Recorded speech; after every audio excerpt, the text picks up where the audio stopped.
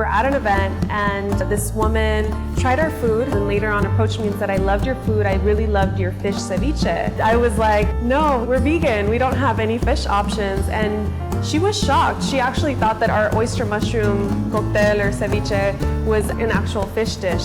My name is Jocelyn Ramirez and I'm the founder and chef for Todo Verde, which is a plant-based business focusing on catering Latin American style food, Latin American flavors.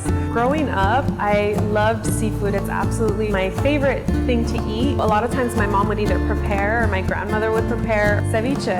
Now to have a dish that I'm making that replicates that same sort of comfort is really awesome because it still brings our family together and it's still the same feeling, the same deliciousness, but I know that we're eating something that's healthier and better for the planet. I started Todo Verde almost 3 years ago, mostly because I started seeing a lot of food inequity in different areas, in different neighborhoods of Los Angeles. I also started to see a lot of my family members get sick, including myself. So my dad's a 2-time cancer survivor, is also diabetic. My mom has high cholesterol. And then I started to deal with a thyroid issue myself and wasn't feeling like I was the healthiest version of myself. So it just made me start to look at food as more of medicine and our way of getting healthier. It was the only thing that we can take back into our hands to take back our health. One of the main reasons that I became vegan was because in my journey of trying to figure out what that means, I stumbled upon this Indigenous Veganism workshop with Claudia Cerato, who was hosting it, who's actually one of the co-founders of Across Our Kitchen Table. She was talking about veganism and feminism, which I had never considered or found a connection to. And to kind of think about feminism as a theoretical framework that looks at females' bodies as a place of respect, a body that you don't exploit for capitalist reasons, a body that you give an opportunity to make choices on their own for. And then when she started to look at the industrial food system, she actually brought up a good point that most of the bodies in the industrial food system are actually made up of female bodies. So all the dairy that we consume, all the eggs that we consume, most of the meat that we consume are actually female bodies. From that day forward, I actually became vegan. My whole family kept saying every time we would cook together, you should open a restaurant. This food doesn't taste like the scary vegan food that we're all afraid to try. It actually tastes really good. It tastes like things that my grandmother used to make.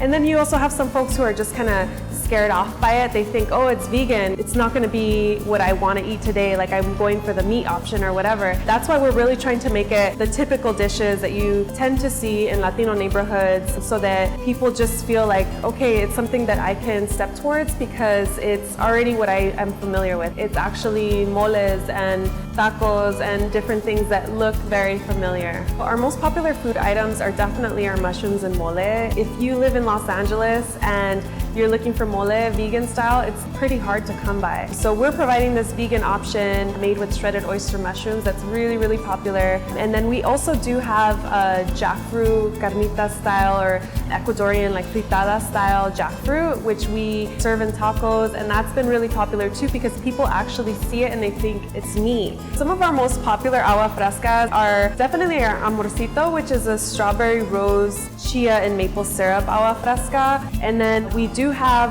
horchata, which you typically see white, but we're using a black rice as well as activated charcoal, so it has all the flavors of an horchata, but definitely packs a punch and looks very different. I also co-founded a project called Across Our Kitchen Tables, which is a culinary space for women of color and allies to come together and just share on topics that we may have questions on, things from permits, insurance, to where are you sourcing your ingredients, where can I buy it in bulk, can we buy it together? We've been hosting a series of skill shares to bring everyone together and just to talk more about women's journeys in the food industry and how powerful that is to reclaim things that have been brought down through generations in terms of food knowledge.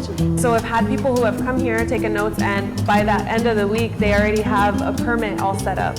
It's just cool to see that once you empower these women who are coming to the space, they're running with it as women and women of color. The more that we collaborate and work together and see each other as allies as opposed to competition, we're gonna continue to uplift each other because in reality, our competition are these fast food joints and places that are feeding us terrible food, and we're just trying to make a better space within the food industry. And so what better way to uplift each other than to collaborate with one another?